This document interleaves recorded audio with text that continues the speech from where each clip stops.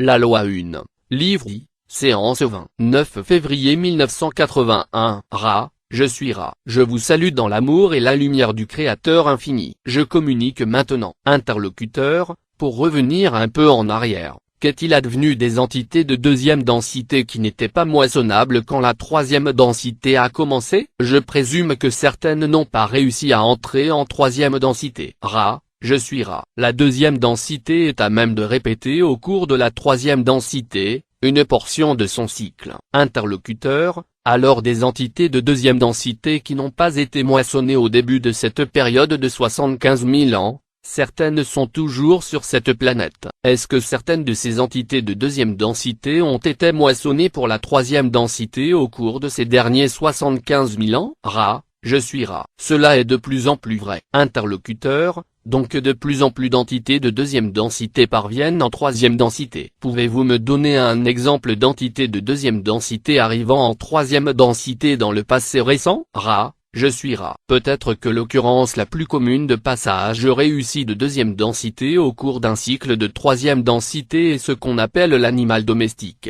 Pour l'animal qui est exposé aux influences individualisantes du lien entre animal et entité de troisième densité, cette individualisation provoque une importante montée dans le potentiel de l'entité de deuxième densité de sorte que lors de la cessation du complexe physique, le complexe mental / corps ne retourne pas dans la conscience indifférenciée de cette espèce, si vous voulez. Interlocuteur, alors pouvez-vous me donner un exemple d'entité en troisième densité, qui était juste auparavant une entité de deuxième densité? Quel type d'entité est-ce qu'elle devient ici? Ra. Je suis Ra. En tant qu'entité de deuxième densité, l'entité retourne comme étant de troisième densité pour le début de ce processus d'apprentissage. L'entité est équipée des formes les plus basses, si vous voulez appeler ainsi ces distorsions vibrationnelles, de conscience de troisième densité, c'est-à-dire équipée de conscience de soi. Interlocuteur, cela serait un humain sous notre forme alors, qui commencerait les compréhensions de troisième densité. Est-ce exact? Ra. Je suis Ra. C'est exact. Interlocuteur, pour parler du changement rapide qui s'est produit dans le véhicule physique,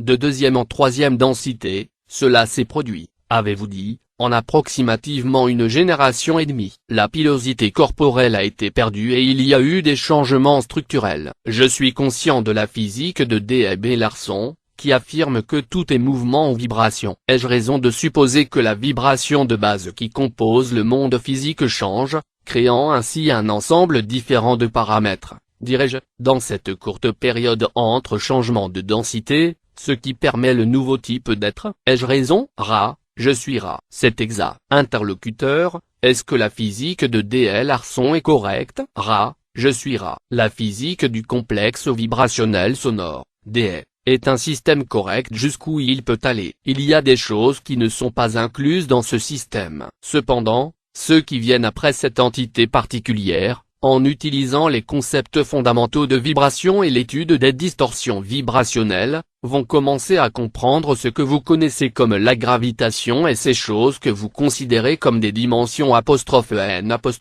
Ces choses sont nécessairement à inclure dans une, dirons-nous, théorie physique plus universelle. Interlocuteur, est-ce que cette entité, D, a alors apporté cette matière pour une utilisation première en quatrième densité? Ra. Je suis Ra. C'est exact. Interlocuteur, hier nous avons parlé de la division qui se produit quand une entité choisit consciemment ou inconsciemment, la voie qui mène soit au service d'autrui, soit au service de soi. La question philosophique de savoir pourquoi une telle division existe même, a été soulevée. J'avais l'impression que, comme en électricité, si nous n'avons pas de polarité en électricité, nous n'avons pas d'électricité, nous n'avons pas d'action. C'est pourquoi je présume qu'il en va de même pour la conscience. Si nous n'avons pas de polarité de conscience, nous n'avons pas non plus d'action ou d'expérience. Est-ce exact? Ra. Je suis Ra. C'est exact. Vous pouvez utiliser le terme général travail. Interlocuteur, alors le concept du service de soi et du service d'autrui est obligatoire si nous voulons qu'il y ait un travail.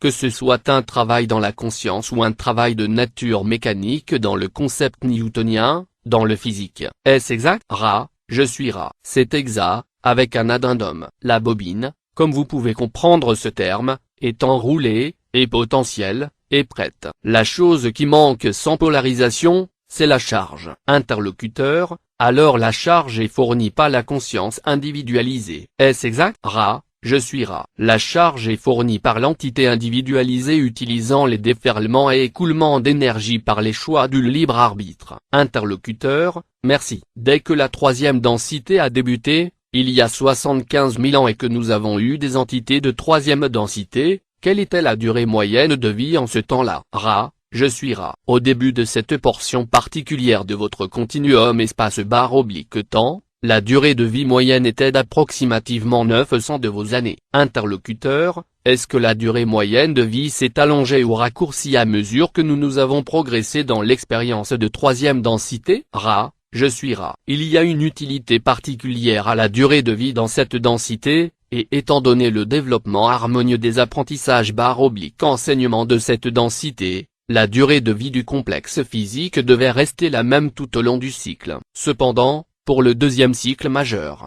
votre sphère planétaire particulière avait développé des vibrations qui ont spectaculairement raccourci la durée de vie. Interlocuteur, à supposer qu'un cycle majeur est de 25 000 ans, à la fin de ce cycle majeur quelle était la durée de vie? Ra, je suis Ra. La durée de vie à la fin du premier cycle que vous appelez majeur était d'approximativement 700 de vos années. Interlocuteur, donc en 25 000 ans nous avons perdu 200 années de durée de vie. Est-ce exact? Ra, je suis Ra. C'est exact. Interlocuteur, pouvez-vous me dire la raison du raccourcissement de la durée de vie? Ra, je suis Ra. Les causes de ce raccourcissement sont toujours une vibration relationnelle ineuphonique ou inharmonieuse entre autres soit. Pendant le premier cycle cela n'a pas été prononcé, vu la dispersion des peuples, mais il y a eu le complexe / la distorsion ressentant de plus en plus une séparation par rapport aux autres soi. Interlocuteur, je présume qu'au départ d'un de ces cycles il a pu y avoir soit une polarisation positive, ce qui se produit généralement sur les 25 000 années, soit une polarisation négative. Est-ce que la raison de la polarisation négative et du raccourcissement de la durée de vie est l'afflux d'entités venues de Mars qui étaient déjà polarisées négativement dans une certaine mesure? Ra, je suis Ra. Cela est inexact. Il n'y a pas eu de forte polarisation négative suite à cet afflux. Le raccourcissement de la durée de vie a été dû d'abord à une absence d'accumulation d'orientation positive. Lorsqu'il n'y a pas de progrès, les conditions qui permettent le progrès se perdent peu à peu. Ceci est une des difficultés quand on reste impolarisé. Les chances,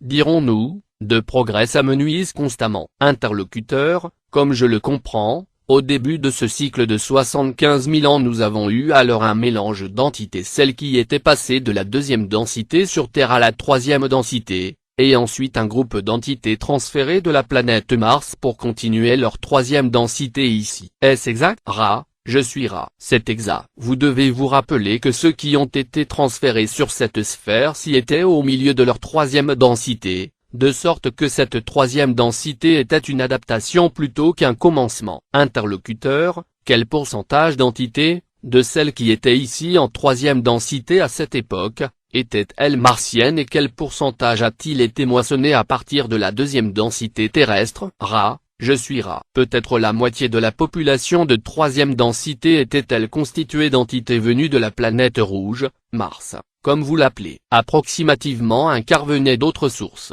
d'autres sphères planétaires dont les entités avaient choisi cette sphère planétaire-ci pour le travail de troisième densité. Interlocuteur, quand elles se sont incarnées ici, est-ce que les trois types se sont mélangés en société ou groupe ou bien étaient-elles séparées en groupe et société? Ra, je suis Ra. Elles sont restées majoritairement non mélangées. Interlocuteur, alors est-ce que ce non-mélange a pu susciter une possibilité d'énergie guerrière entre groupes? Ra, je suis Ra. Cela est exact. Interlocuteur, est-ce que cela a contribué à réduire la durée de vie? Ra, je suis Ra. Cela réduit la durée de vie, comme vous l'appelez. Interlocuteur, pouvez-vous me dire pourquoi 900 ans est la durée de vie optimale? Ra, je suis Ra. Le complexe mental /corps / esprit de troisième densité est un programme d'action catalytique peut être 100 fois plus intensif que dans n'importe quelle autre densité, dont il peut distiller distorsion et apprentissage / enseignement. C'est ainsi que l'apprentissage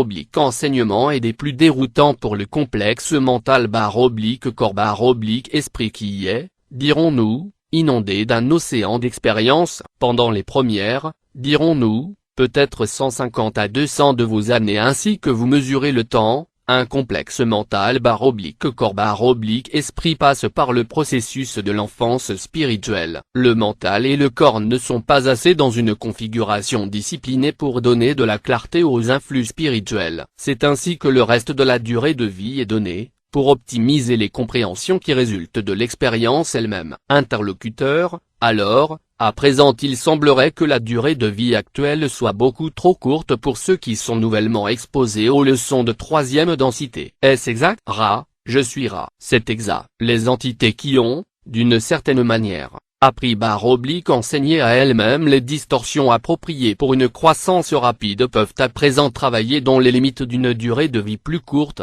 Cependant, la plus grande prépondérance de vos entités se trouve dans ce que vous pouvez considérer comme une enfance perpétuelle. Interlocuteur, pour en revenir à la première période de 25 000 ans, ou cycle majeur, quel type d'aide a-t-il été donné par la Confédération aux entités qui étaient dans cette période de 25 000 ans de façon à ce qu'elles aient l'opportunité de croître? Ra, je suis Ra. Les membres de la Confédération qui habitent dans le plan intérieur d'existence dans le complexe planétaire d'entités vibratoires, ont travaillé avec ces entités. Il y a eu aussi l'aide d'un membre de la Confédération qui a travaillé avec ceux de Mars lors de la transition. En majeure partie, la participation a été limitée, vu qu'il était approprié de permettre le tour complet des fonctionnements du mécanisme de confusion afin que les entités planétaires puissent développer ce qu'elles souhaitaient dans, dirons-nous, la liberté à l'intérieur de leurs propres pensées. Souvent, un cycle planétaire de troisième densité va se mettre en place de manière telle qu'il n'y a pas besoin d'une,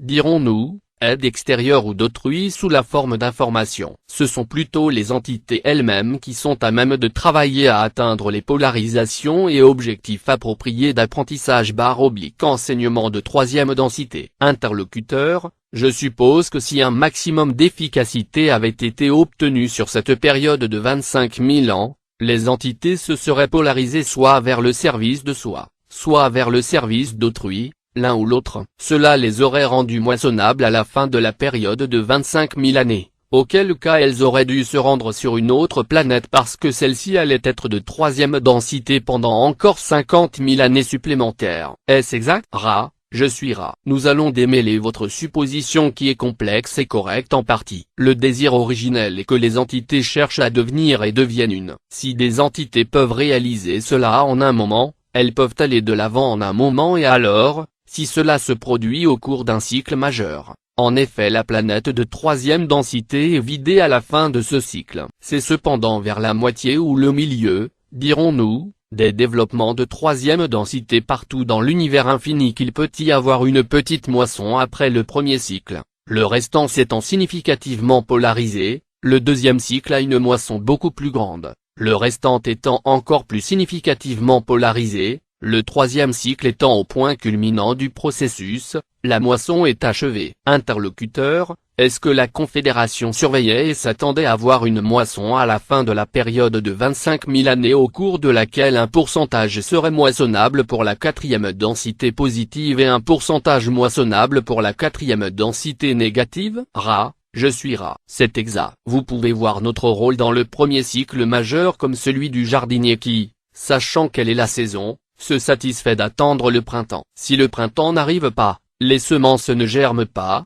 c'est alors que le jardinier doit travailler dans le jardin. Interlocuteur, dois-je comprendre, dès lors, qu'il n'y a eu moisson ni d'entité positive, ni d'entité négative, à la fin de ces 25 000 années? Ra, je suis Ra. C'est exact. Ceux de ce que vous appelez le groupe d'Orion n'ont fait aucune tentative pour offrir des informations à ceux de troisième densité au cours de ce cycle. Mais les informations ne sont tombées dans les oreilles d'aucun de ceux qui étaient concernés par la poursuite de cette voie de polarité. Interlocuteur, quelle technique le groupe d'Orion a-t-il adopté pour donner ces informations? Ra, je suis Ra. La technique utilisée a été de deux sortes.